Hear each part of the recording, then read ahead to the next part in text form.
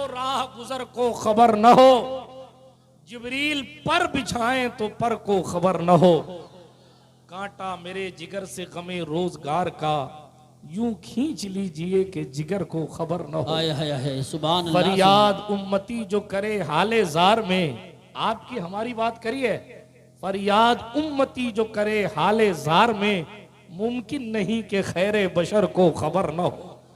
मुमकिन नहीं कि खैरे बशर को खबर न हो।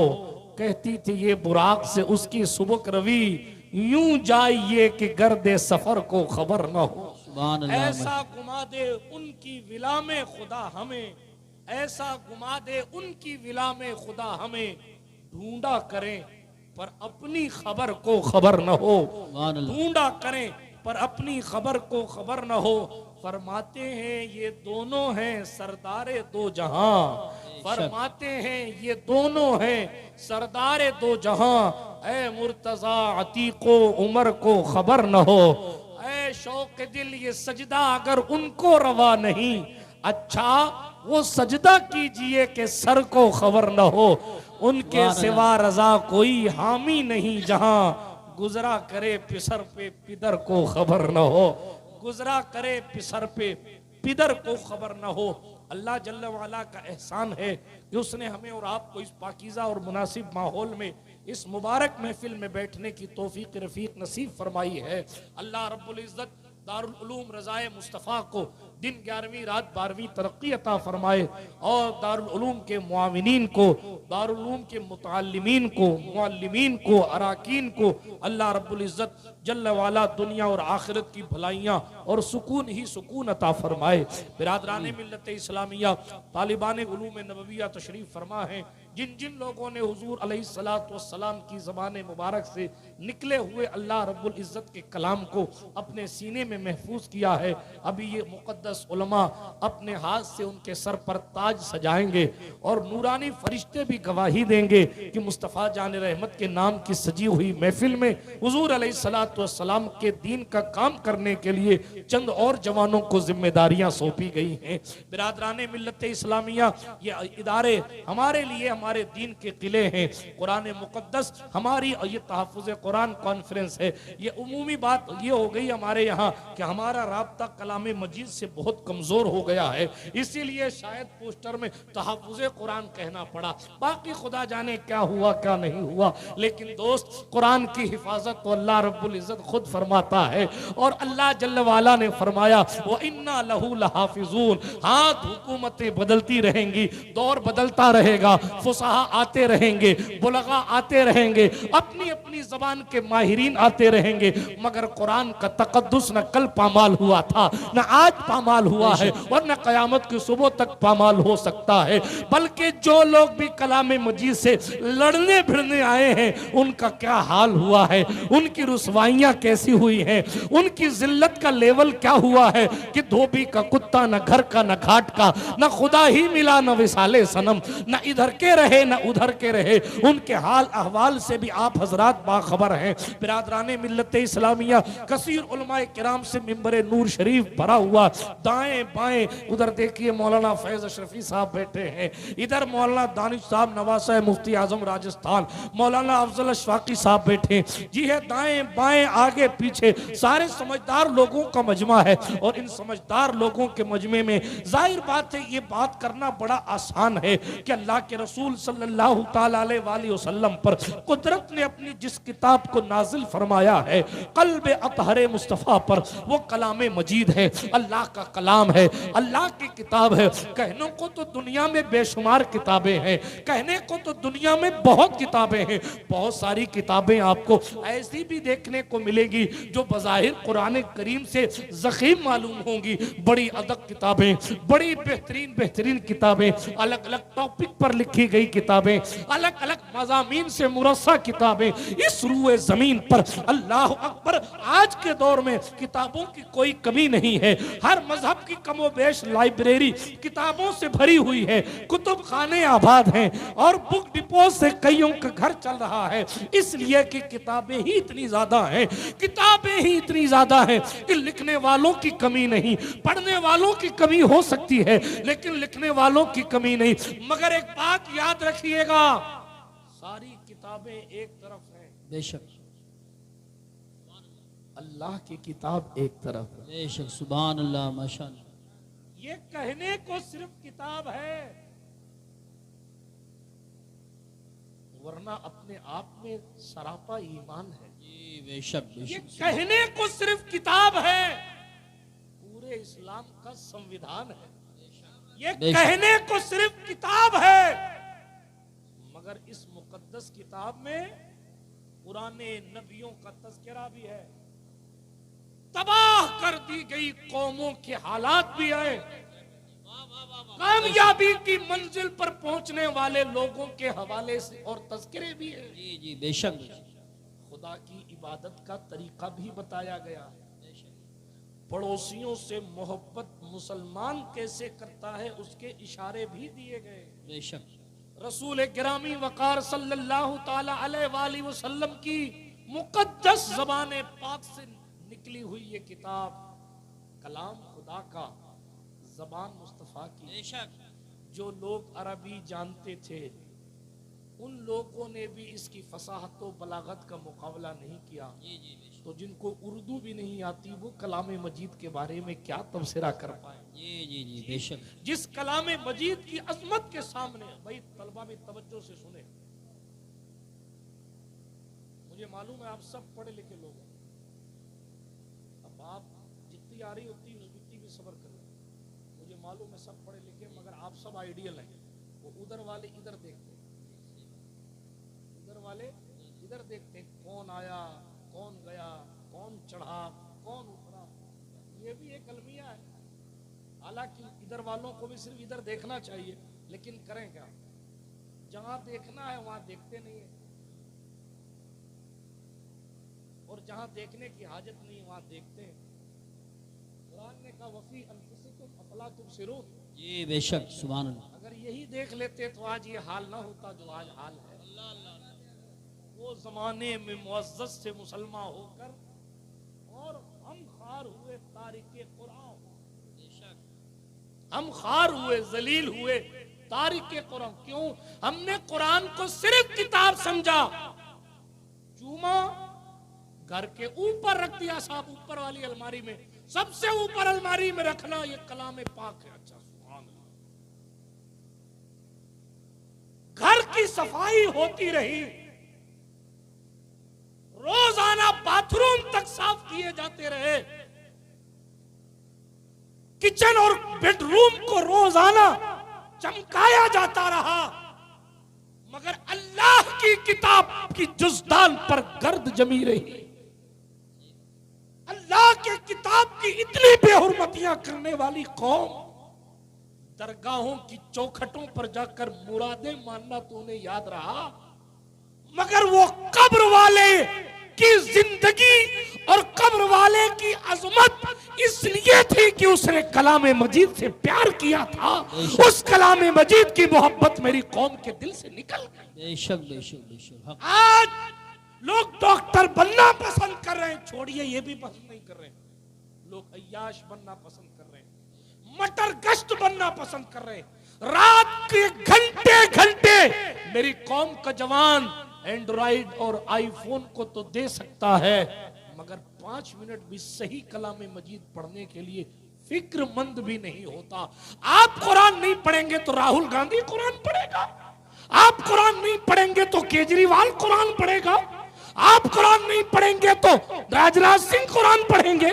ये आपकी किताब है, वो पढ़े तो उनको मुबारक, हमारी तरफ से कोई मनाही नहीं है, मगर मोहम्मद अरबी ने आपको तोहफा दिया है और कयामत में आपसे पूछा जाएगा कि हम खुदा का मैसेज लाए थे, तुमने व्हाट्सएप के मैसेजों की अहमियत तो जानी लेकिन खुदा के पैगाम की निगरानी, इसका जवाब क़यामत के दिन आप कैसे दें? बेशक नारे तकबीर, नारे बिरादराने रिसालत। मिल्लत इस्लामिया, आपसे सवाल, तू इधर उधर की ना बात कर, ये बता के काफिला क्यों लूटा?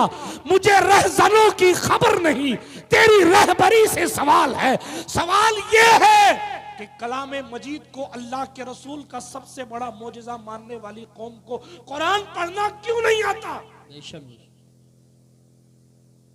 60 साल की उम्र होने के बावजूद सूरतुल फातिहा तजवीद के साथ पढ़ना क्यों नहीं सीखा गया? जिंदगी के 1000 तल्ख तजुर्बे अपने साथ रखने के बावजूद अल्लाह के कलाम को सही तौर पर पढ़ने का तरीका क्यों नहीं सीखा गया? इसका जवाब कौन देगा? लोग ये तो कह रहे हैं आपका सियासी शऊर बेदार नहीं, आप पिछड़ी हुई कौम है, आप ये है, आप सारी बातें अपनी जगह रखिए। सवाल ये है, कुरान तो आपके ईमान का हिस्सा है। इस किताब में तो शक करना भी कुफ्र है। इसकी शुरुआत ही इस बात से होती है, लालिकल किताब ला रैब फी, ये वो किताब नहीं है जिसके संविधान चंद दिनों में बदल दिए जाएं। ये वो किताब है, ला तब्दील लिकलिमातिल्लाह, बेशक सुभान। अल्लाह की कलिमात नहीं बदलते। लेकिन सवाल ये है कि जब ये इतनी अहम किताब है तो हमारे और आपके नजदीक इसका अहम पहलू कौन सा है? हमारा हाल तो ये है, किन किन चीजों के हवाले से बताएं? बैठ जाओ, मजबूत तशरीफ रखो। कलाम सादिक, कलाम मजीद, अल्लाह जल्ला वाला की किताब, ज़ाब्ता-ए हयात है। जिंदगी जीना कैसे है ये कुरान बताए। कुरान ने अपने बारे में बहुत कुछ कहा है, लेकिन एक बात सुनिए, कुरान मुकद्दस का सबसे अहम पहलू वो ये है कि ये किताब हिदायत है। बेशक ये उलमा बैठे हैं, आप इनसे पूछिए। कुरान ने खुद कहा, पहले कहा हुदल लिल मुत्तकीन, कहीं कहा हाज़ा बयानुल लिन्नास, बेशक व हुदन व मौइज़तुल लिल मुत्तकीन, हिदायत भी है और नसीहत भी। मगर क्या हमने कुरान से हिदायत हासिल की? क्या हमने, माफ करना यार बुरा लगे तो, हम तो जलसों में भी तिलावत नहीं सुनते।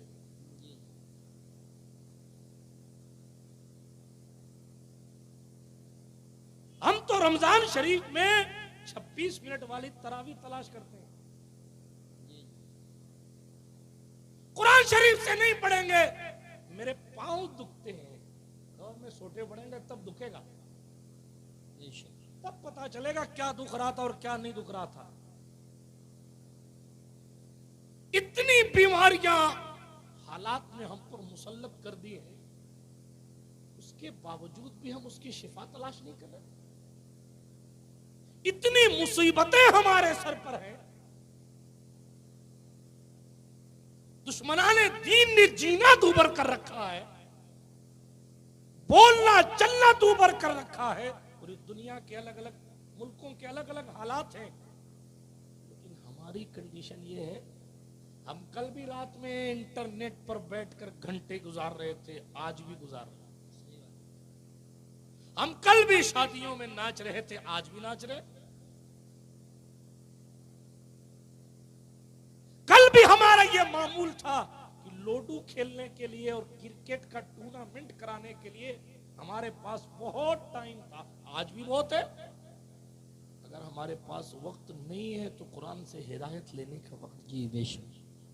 बचपन में हम लोग सुना करते थे, ये बेखबर नजूमी तुम्हें क्या बताएंगे, कल होने वाला क्या है कुरान में पढ़ो। लेकिन पढ़ना किसे आए? कुरान ढंग से पढ़ना नहीं आता, तर्जुमा आता नहीं, और फिर यूट्यूब की दुकानों पर बैठकर लोग अपना अपना सस्ता सौदा बेचते हैं और हमारी नई जनरेशन उसी को इस्लाम समझकर उसी के दामन से वाबस्ता होकर गुमराही के दलदल में फंसती जा रही है। जी जी जी बेशक। ये हमारे मुआशरे और हमारी सोसाइटी की हालत है। दोस्त, कुरान सरासर हिदायत है। आज भी लोग तुमसे इमामत करवाएंगे अगर तुम कुरान के मुताबिक जिंदगी गुजारना शुरू करो। इमामत से मुराद सिर्फ 2 रकात 4 रकात की इमामत नहीं। वरना कहेंगे इमामत तो हम हजरत वैसे भी करवा रहे हैं। लोग यानी दुनिया मजबूर होकर आपके पास आएगी जैसे यहूदी ईसाई मजबूर होकर उमर इब्ने खत्ताब की दहलीज को चूमने आए थे। लेकिन जरूरत इस अम्र की है कि हम सही मानों में कलाम मजीद को पढ़ें, उस पर अमल पैरा हो और कुरान ने जो जो तरीके जिंदगी गुजारने के बताए हैं हम उस तरीके पर अमल पैरा होकर खुदा को सही मानों में राजी करने की कोशिश करें। एक जुमला तल्ख कहता हूं, 360 बुतों को काबे में रखकर जो लोग जिंदगी गुजारते थे हुजूर की जबान और कुरान के एजाज ने उनकी जिंदगियां बदल दी है, तो फिर हमारी जिंदगी में इनकलाब कुरान क्यों नहीं आ सकता है। लेकिन फिर सबक फिर पढ़, सदाकत का, अदालत का, शुजाअत का लिया जाएगा तुझसे काम दुनिया की इमामत का। गौर कीजिए आप, ये कुरान ही तो था अरब के सहराओं में बसने वाली कौम को दुनिया का इमाम बना दिया।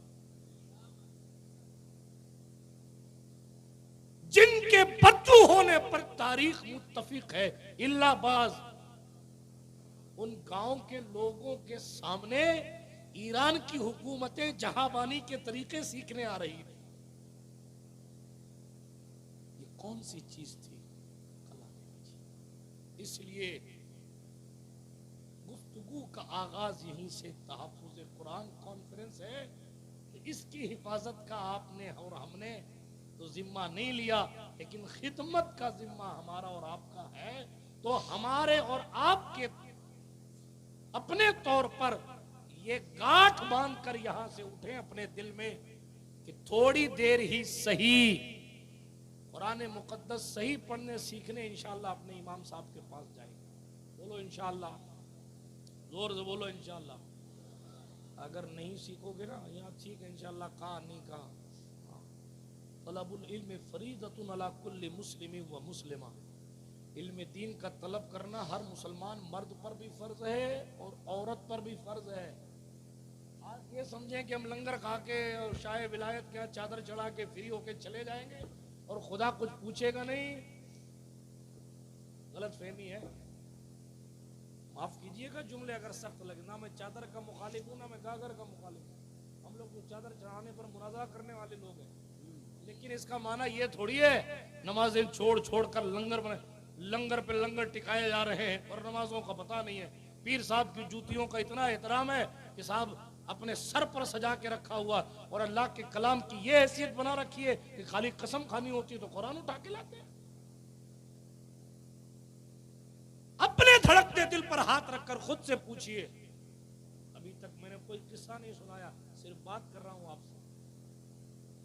बहुत किस्से याद हैं अल्हम्दुलिल्लाह, लेकिन सुनिए गौर से पहले मकसद गुफ्तगू क्या है। एक पीर साहब रुमाल दे देते ना, रुमाल साहब बगदाद शरीफ से लाए तो लोग उसको चूमते, चूमना भी चाहिए, फ्रेम करवा के अपने घर में ऊपर रखते। और कोई आने जाने वाला पूछता भाई ये क्या है, हमारे सरकार तशरीफ लाए थे हुजूर, हमारे सरकार ने ये रुमाल दिया था और मैंने इसको यहाँ अदब के साथ रोजाना ऐसी जगह रखा है, मैं रोज जियारत करता हूँ इसकी।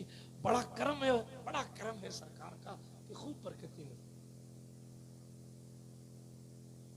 पीर साहब के रुमाल की इतनी अहमियत और अल्लाह के कलाम की कोई अहमियत।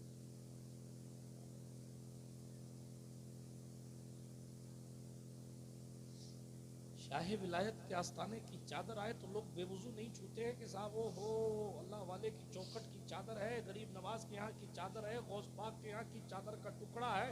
लोग वजू करके अपनी आंखों से लगाते हैं, सर पे लगाते हैं, अच्छी जगह रखते हैं, पैक करके रखते हैं। गौस पाक सरकार की चादर का टुकड़ा है, गिलाफे काबा का टुकड़ा है। लो साहब जियारत करो, आओ हाफिज साहब तुम भी करो, कारी साहब तुम भी करो, हाजी साहब तुम भी करो, फला साहब क्या खाना काबा के खिलाफ का टुकड़ा। मुझे बताएं खिलाफे काबा अफजल है या अल्लाह का कलाम?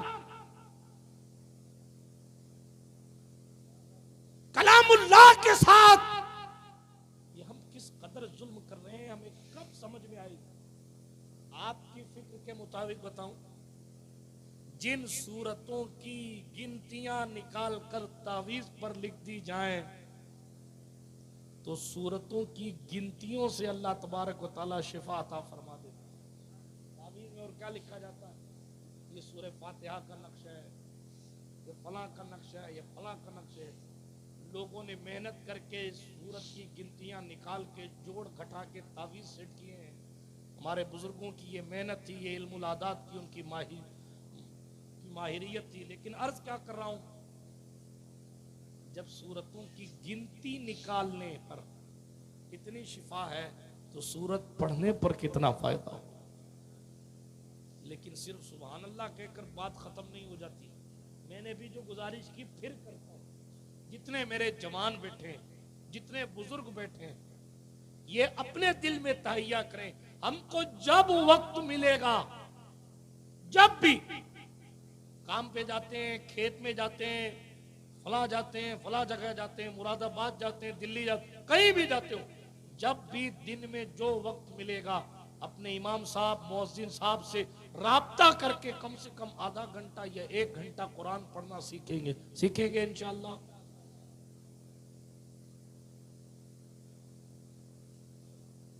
नहीं सीखोगे अगर ना, आज तो उलमा का काफिला है, टीवी पर कुछ फफूंद उठता है तो ये इंटरनेट के जरिए बता देते हैं ये सही है ये गलत है। अगर आपने नहीं सीखा ना, कोई गारंटी नहीं है कि दूसरी या तीसरी पुश्त में आपकी औलाद मुल्हिद हो जाए, खुदा ना करे कुफ्र की दहलीज तक पहुंच जाए।